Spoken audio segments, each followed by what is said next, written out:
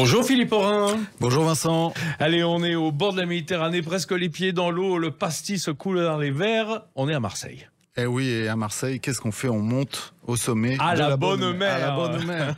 Notre-Dame, la Garde, qui est le plus beau panorama urbain qui soit. Marseille est une ville fascinante quand on la voit. D'en haut, elle est magique. C'est vrai que les Parisiens et les Marseillais se battent souvent sur le plan footballistique, mais le Sacré-Cœur ne lutte pas contre la bonne mer. Non, il ne peut pas lutter. Et puis, il ne faut pas oublier cette église qui est assez exceptionnelle, avec de très très belles mosaïques. Église qui a été construite par un architecte qui a beaucoup œuvré à Marseille, qui s'appelle Espérandieu. Voilà.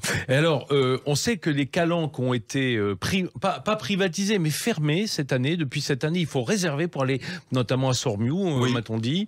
Et pourtant, il y a des trucs incroyables. Je pense notamment à une fameuse grotte. Et oui, la grotte Cosquer, qui bien sûr est inaccessible et qui, même avec le réchauffement climatique, sera sans doute condamnée à moyen terme. Mais elle a été reconstituée à proximité du Mucène, dans la villa Méditerranée. Et donc, on peut voir ces peintures qui remontent au Paléolithique, donc entre 19 000 et 27 000 ans avant Jésus-Christ, avec des petits wagons, on monte dedans, on a un audio-guide et on vous explique tout. Donc c'est plutôt pas mal et c'est une visite très ludique et en tout cas qui plaît beaucoup. Un peu comme Lascaux, c'est un facsimilé en fait. C'est un facsimilé, Et c'est bien fait. Et c'est bien fait.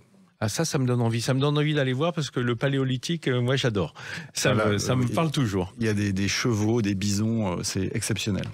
Du côté d'Aix-en-Provence, qu'est-ce que vous me conseilleriez? Parce que c'est une ville que j'aime beaucoup. D'abord, la ville elle-même.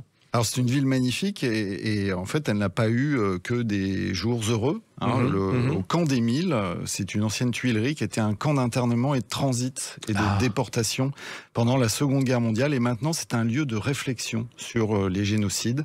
Donc c'est un lieu dont on ne sort pas indemne, mais c'est tellement bien expliqué qu'il s'adresse à tous les publics. C'est vraiment une visite très très riche en émotions et où on apprend des choses et où on espère que le monde sera moins fou. Sans faire de comparaison, c'est un peu un Yad Vashem aixois. Oui. C'est-à-dire un mémorial. Un mémorial, c'est vraiment un mémorial. Bon, ça, là aussi, c'est une visite absolument à faire. Et puis, souvent, dans ces lieux, en Provence notamment, je dirais que les moines avaient le nez pour trouver les plus beaux sites, donc souvent des abbayes, des monastères. Qu'est-ce que vous avez en réserve? Alors, Montmajour, moi j'aime beaucoup l'abbaye de Montmajour, qui n'est plus, qui est désaffectée, bien sûr, gérée par les monuments nationaux. Oui. C'est une très belle abbaye qui était bénédictine, de style roman, cloître, église, forme très pure. Et il y a des expositions d'art contemporain l'été. Et puis il y a cette tour énorme au sommet de laquelle on peut monter. On voit Arles, la Camargue, donc on voit la nouvelle fondation Luma d'Arles de Franck Guéry. Et on a cet immense bâtiment qui n'a jamais été terminé pour les abbés. Et on a les fenêtres qui donne sur le ciel bleu. C'est vraiment très très beau pour faire des photos, pour se promener. J'aime beaucoup cet endroit.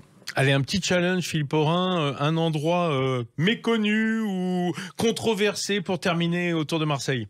L'étang de Berre. Non, pas l'étang de Berre, on va pas aller visiter l'étang de Berre. On oublie que c'est un endroit encore sauvage, avec des plages, des eaux qui sont de plus en plus propres. On peut se baigner. Chouette. La plage du Ranquet. Et puis, il faut aller à Miramas-le-Vieux, au site de Saint-Blaise, Miramas-le-Vieux. Il y a une très jolie vue. Et parfois, on a l'impression, sur les bords de l'étang de Berre, qu'on est sur la Côte d'Azur. Donc, oui, ça vaut une petite visite. Ouais, on peut même pousser jusqu'au canal de Martigues pour pêcher le muge avec les pêcheurs qui sont sur le bord et peut-être même manger du muge, là, enfin du mulet. Quoi. Et aller voir le fameux miroir de Martigues, la petite Venise de Provence. Merci beaucoup Philippe. Demain, direction plein ouest depuis Marseille, on va au Pays Basque, en Béarn et Pays Basque. Ça vous va? Ça me va. À demain Vincent. Alors à demain.